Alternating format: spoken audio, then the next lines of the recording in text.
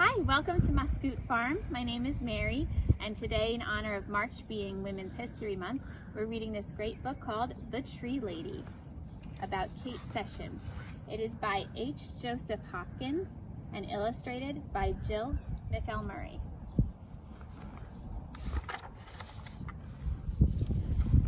Katherine Olivia Sessions grew up in the woods of Northern California. She gathered leaves from oaks and elms. She collected needles from pines and redwoods, and she braided them together with flowers to make necklaces and bracelets.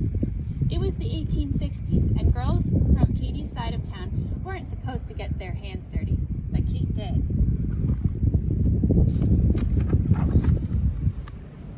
Kate listened well in school.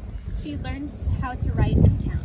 She remembered the poems and stories she read, but best of all, she liked studying wind and rain, muscles and bones, plants and trees, especially trees. Most girls were discouraged from studying science, but not Katie. Katie felt the trees were her friends. She loved the way they reached toward the sky and how their branches stretched wide to catch the light. Trees seemed to Katie like giant umbrellas that sheltered her and the animals, birds and plants that lived in the forest. Not everyone feels at home in the woods, but Kate did.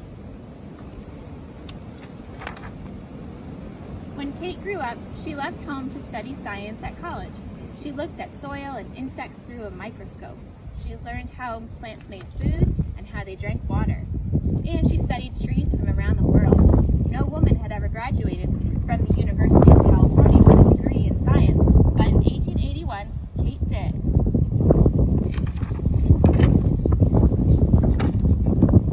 After graduation, Kate took a job in Southern California. When her boat docked in San Diego, she saw that her new home was a desert town. Kate never thought she would live in a place with so very few trees. But now she did. Kate began her job as a teacher. She was also the vice principal of the school, so she had to make sure that everyone followed the rules. Kate missed studying science and was not sure she would stay on the job, but for 2 years she did. From her school, Kate could see City Park in the hills above town. It was called a park, but it didn't look like one. It was where people raised cattle and dumped garbage. Most San Diegans didn't think trees could ever grow there, but Kate did.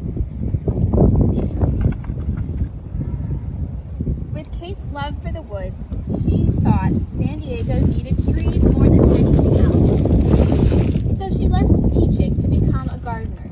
She knew she must plant trees that could live in dry soil with lots and lots of sunshine. Her friends worried Kate wouldn't find trees like that, but she did. Kate became a tree hunter. She wrote letters to gardeners all over the world and asked them to send her seeds that could grow in a desert. She also traveled south into Mexico to look for trees that liked hot, dry weather and steep hills and canyons. Not everyone knows how to hunt for trees, but Kate did. Soon, Kate's trees were planted along streets, around schools, and in small parks and plazas all over town. People bought trees from Kate's nursery and planted them in their yards. From elms to oaks to eucalyptuses and palms, by the turn of the century, young trees from Kate's nursery were growing in every part of San Diego.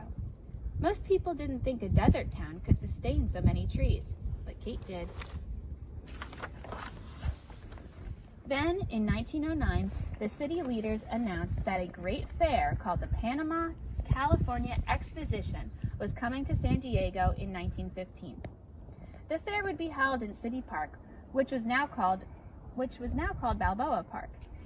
Kate felt Balboa Park still needed more trees, thousands more, to look beautiful and to shade the visitors that came to the fair.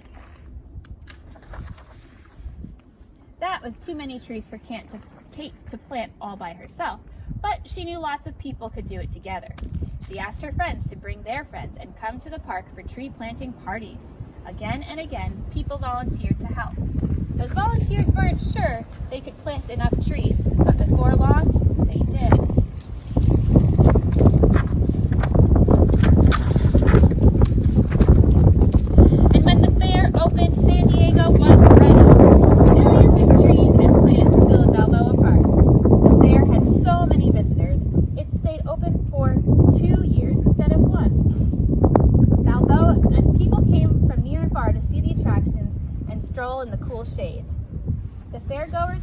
believe San Diego had such magnificent gardens, but thanks to Kate, they did. In the years after the fair, Kate was given many awards for her work, and people took to calling her the mother of Balboa Park.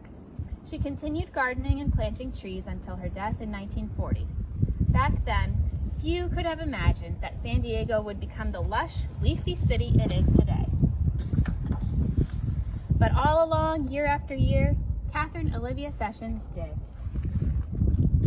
And then there's a little history about her life.